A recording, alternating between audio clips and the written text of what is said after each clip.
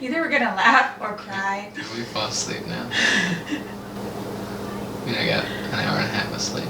Did you really only get an hour and a half of sleep? I have no idea. It was so short, I don't remember.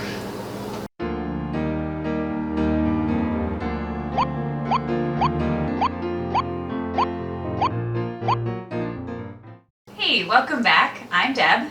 And I'm Joseph. And we are busy and blessed on a budget, and we're in the middle of our renovation. As you all saw, we took off the popcorn ceiling last week, and it actually went really smoothly. However, afterwards we found there were a lot of surprises. Shocker. So I knew when I took the popcorn ceiling down that there would be some patches needed. After we had done so, we found that there were at least three good big areas that we would need to be putting drywall mud. The other room that we had done earlier, about 2 years ago, had been painted before the popcorn ceiling was put on. So we were able to spray it with water and scrape it off, and it came off fairly well.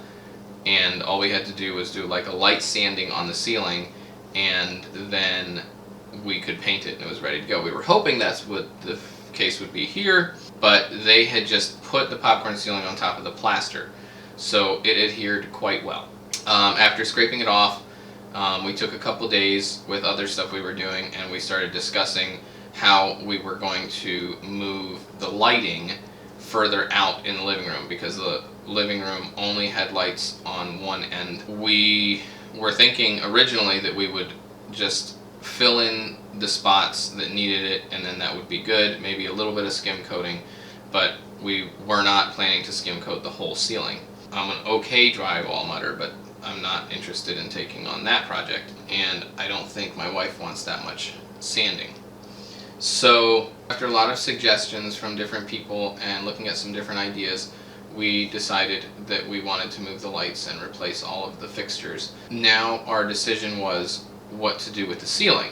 The other options were to replace the drywall completely. One would be to put drywall on top, covering it up, or to rip out what was there and put drywall directly onto the joists. We decided to go ahead and rip everything out, which was more work up front. And it put us a couple of days behind. But it was hopefully less work later with drywall mudding, and more predictable because we would have just the seams that we would need to mud.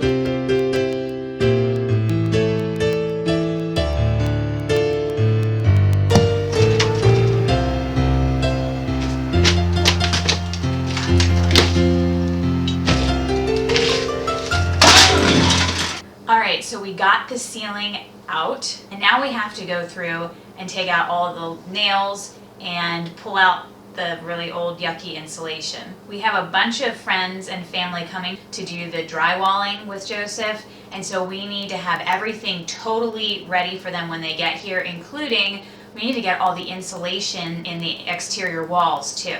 So we have our work majorly cut out for us. So we're gonna have to wait until next time to find out if we actually made it on time so that the drywallers can do all their drywalling. But in the meantime, if you could let us a comment down below, any encouragement would be so helpful right now, because honestly, if you saw him in this video, he's very, very tired and hardly holding up. So we are completely exhausted. We're either laughing, crying, or yelling at each other, unfortunately. It's all, the emotions are all on the edge because we're exhausted. And we'd love to hear about any renovations that you've done, especially ones that you've done while you're living in that area, because it's getting overwhelming right now. And past the the drywalling and all the sanding that's got to happen, so that the kids don't continue tracking all this stuff through our house. So that's my hardest thing right now. Alora's in the living room. So thanks for stopping in and checking out what we're up to, and we'll see you next time. I'm sorry, did you end the video? My bad. I just took a quick little nap. I'm not feeling refreshed though.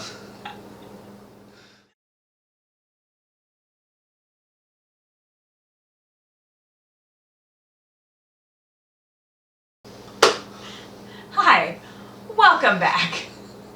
I'm Deb. This is my life.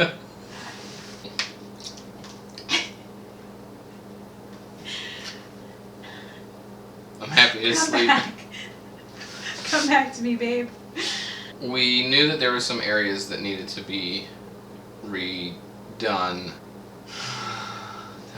You look like you're falling asleep. Smile a little bit. No! Leave the grumpy old man alone. All he wants to do is sit on his rocking chair and tell you to get off my grass.